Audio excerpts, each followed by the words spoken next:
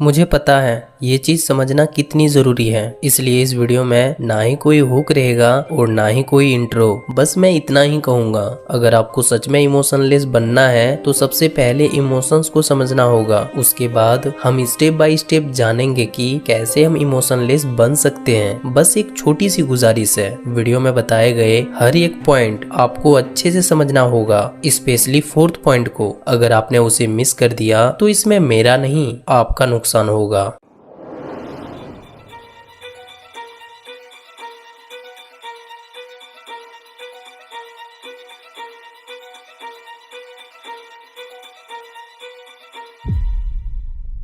Emotion मतलब तुम्हारे अंदर उठने वाली वो फीलिंग जो किसी भी सिचुएशन के रिस्पॉन्स में होती है। सिंपल शब्दों में कहूँ तो इमोशन तुम्हारे अंदर का एक ऐसा रिएक्शन है जो तुम्हें बताता है कि तुम किसी चीज को कैसे महसूस कर रहे हो। जैसे तुम्हें कोई खुश करने वाली बात कहता है तो तुम्हारे अंदर एक हल्का सा एनर्जेटिक फील आता है, तुम्हारा चेहरा खिल जाता है। ये होता है इमोशन ऑफ हैप्पीनेस। जब कोई तुम्हें इग्नोर करता है या कुछ बुरा बोल देता है तो तुम्हारे अंदर जलन या फिर गुस्सा आने लगता है, और ये होता है इमोशन ऑफ एंगर। तो अगर सिंपल मैं बोलूं तो इमोशंस तुम्हारे दिमाग और दिलों का वो सिग्नल होता है जो तुम्हें बताता है कि तुम्हें कोई चीज अच्छी लगी या बुरी। फॉर एग्जांपल, मान लो रात में तुमने एक वीडियो अपलोड किया और सुबह उठकर देखा उसमें 1 लाख व्यूज आ गए थे। अब तुम्हारा चेहरा ऑटोमेटिक स्माइल करने लगता है, एनर्जी बढ़ जाती है। यही है इमोशन ऑफ हैप्पीनेस। अब जरा सोचो, उसी वीडियो में किसी ने नेगेटिव कमेंट कर दिया तो तुम्हारा मूड तुरंत उतर जाएगा, मन में गुस्सा और थोड़ा सैडनेस आएगा। ये है इमोशन ऑफ एंगर। एक चीज यहाँ पर नोटिस करो, सिचुएशन सेम प्लेटफॉर्म में हुई लेकिन रिएक्शन अलग था। यानी इमोशन सिचुएशन से नहीं बनता, उस सिचुएशन को तुम कैसे महसूस करते हो, क्या मीनिंग देते हो, उससे बनता है। अगर तुम किसी बात को पॉजिटिव मीनिंग दोगे तो इमोशन अच्छा होगा, अगर तुम उसी बात को नेगेटिव मीनिंग दोगे तो इमोशन बुरा हो जाएगा।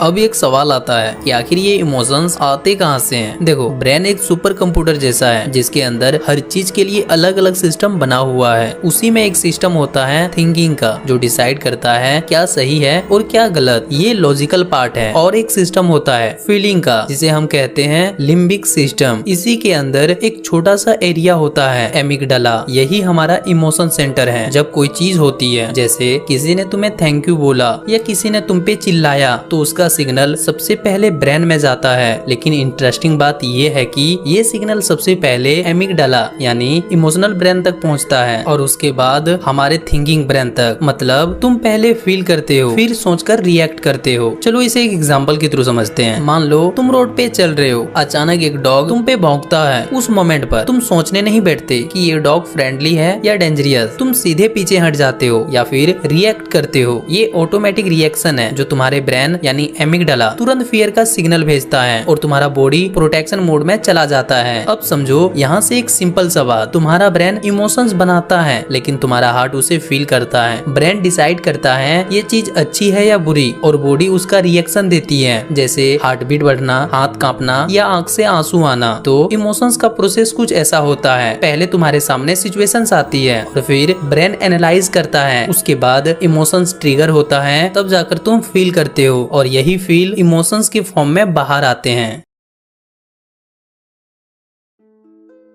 जब भी कोई इमोशंस आता है, जैसे गुस्सा, सैडनेस, फियर या एंजाइटी, तो हमारी नेचुरल हैबिट होती है या तो रिएक्ट करने की या तो उसे दबा देने की। लेकिन सच कहूँ तो ये दोनों ही गलत है, क्योंकि रिएक्ट करने का मतलब है तुम्हारा इमोशन तुम्हें कंट्रोल कर रहा है और दबाने का मतलब है तुम उस इमोशंस को इग्नोर कर रहे हो, जिससे वो और ज्यादा स्ट्रॉन्ग होकर बाहर आता है। इसीलिए सबसे पहला स्टेप है अवेयरनेस, मतलब ऑब्जर्व करो बिना जज किए। फॉर एग्जाम्पल, मान लो तुम्हें गुस्सा आया, नॉर्मली तुम रिएक्ट करते हो, चिल्लाते हो, जस्टिफाई करते हो या किसी पे अपना गुस्सा निकाल देते हो। लेकिन इस बार सिर्फ रुक जाओ, कुछ मत बोलो, कुछ मत सोचो, सिर्फ फील करो, नोटिस करो अपने अंदर क्या हो रहा है। हार्ट बीट फास्ट हो रही है या सांसें छोटी हो रही है, बस ऑब्जर्व करो। हाँ, मेरे अंदर गुस्सा है, लेकिन उस गुस्से को मेरा मत बोलो। मत सोचो मुझे गुस्सा आया, बस इतना सोचो गुस्सा आ रहा है। इस छोटी सी बात में बहुत ज्यादा डिफरेंस है, क्योंकि जैसे ही तुम ऑब्जर्व करते हो, तुम इमोशन के अंदर नहीं रहते, इमोशन के ऊपर खड़े हो जाते हो।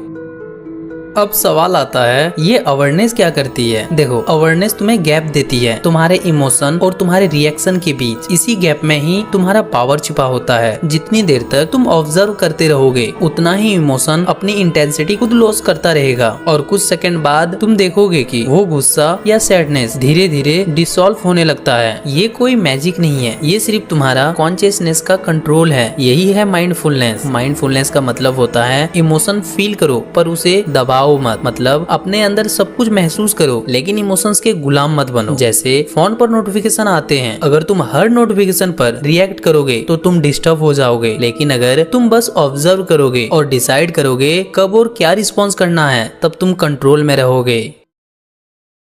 हर इमोशन एक थॉट से पैदा होता है। इमोशंस हवा से नहीं आते, उसका एक सोर्स होता है तुम्हारी सोच। जब तुम सोचते हो किसी ने मुझे इग्नोर किया, तो ये सिर्फ तुम्हारे थॉट हैं, लेकिन तुम्हारा माइंड उस थॉट के आसपास एक कहानी बना लेता है। जैसे मैं उसके लिए इम्पोर्टेंट नहीं हूँ, अब मेरी उसको कोई जरूरत नहीं है, और इसी कहानी से जन्म लेता है सैडनेस, इनसिक्योरिटी और लोनलीनेस। लेकिन अगर तुम थोड़ा रुको, थोड़ा ऑब्जर्व करो, तो तुम्हें समझ आएगा ये सिर्फ एक मेंटल मूवी है। रियलिटी में बस इतना हुआ था कि किसी ने तुम्हें इग्नोर किया, बस। बाकी सब तुम्हारे माइंड ने क्रिएट किया। इमोशनलेस बनने का मतलब ये नहीं होता कि तुम्हें थॉट आना बंद हो जाएंगे। थॉट तो आते रहेंगे, क्योंकि तुम्हारा ब्रेन एक मशीन है जो हर सेकंड में हजारों सोच बनाता है, कुछ सच, कुछ झूठ और कुछ बस इमेजिनेशन। तुम इन सब को कंट्रोल नहीं कर सकते, लेकिन तुम इनके साथ अटैच होना या डिटैच होना डिसाइड कर सकते हो। इमोशनलेस बनने का मतलब ये है तुम डिसाइड करते हो कि किस थॉट को एक्सेप्ट करना है और किसे इग्नोर करना है। मतलब तुम्हारे थॉट्स तुम्हें खींच नहीं सकते जब तक तुम उन्हें बिलीव नहीं करते।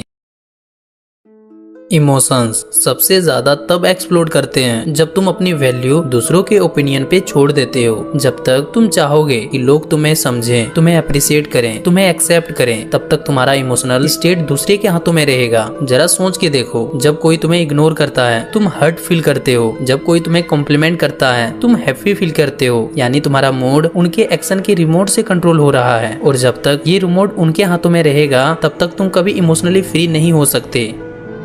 इमोशनलेस बनने का मतलब ये नहीं है कि तुम्हें किसी की परवाह ही ना हो। इसका मतलब ये है कि तुम्हारा सेल्फ वर्थ अब किसी के बिहेवियर पर डिपेंड नहीं करता। तुम अपने वैल्यू को समझ चुके हो, चाहे कोई समझे या ना समझे, तुम अपनी जगह से हिलते नहीं। यहाँ एक सिंपल बात याद रखो, expect nothing, control everything with in. जितनी एक्सपेक्टेशन कम करोगे उतना इमोशनल पेन कम होगा, क्योंकि हर एक्सपेक्टेशन एक हिडन डिमांड होती है। जैसे तुम ऐसे बिहेव करो जैसे मैं चाहता हूँ, और जब दुनिया तुम्हारे हिसाब से नहीं चलती तब तुम्हारा माइंड रिएक्ट करता है, और वही धीरे धीरे फ्रस्ट्रेशन की फॉर्म में बाहर आता है। लेकिन जब तुम एक्सपेक्टेशन छोड़ देते हो तो तुम्हें पीस मिलती है, क्योंकि अब कोई भी एक्शन या रिजेक्शन तुम्हारे अंदर की बैलेंस को तोड़ नहीं सकता।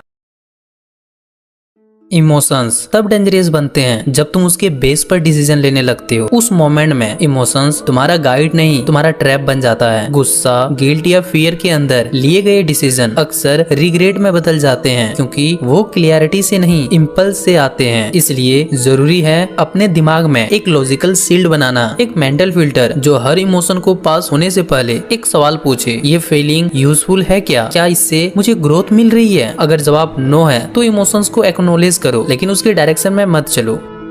जब तुम्हारा लॉजिक स्ट्रांग होता है तब इमोशंस अपनी लिमिट में रहते हैं। तुम्हारा रीजनिंग उनके ऊपर एक इनविजिबल आर्मर की तरह काम करता है, प्रोटेक्ट करता है तुम्हें इम्पल्स के एक्शन से और डिसीजन को ग्राउंडेड रखता है। इसीलिए मेंटली स्ट्रांग लोग कभी कूल लगते हैं, पर असल में वो इमोशनली डिसिप्लिन्ड होते हैं। वो फील करते हैं पर कंट्रोल उनके हाथों में होता है। यही होता है रियल इमोशनल मिस्ट्री, जब तुम्हारा लॉजिक और अवेयरनेस मिलकर एक ऐसा आर्मर बनाते हैं जिसमें इमोशंस घुस सकता है लेकिन तुम्हें तोड़ नहीं सकता। और वही मोमेंट होता है जब तुम समझ जाते हो कि तुम्हारा इमोशंस तुम्हें कंट्रोल नहीं करता, तुम उसे डायरेक्शन देते हो। यही तुम्हारा लॉजिकल शील्ड है, तुम्हारा फाइनल प्रोटेक्शन।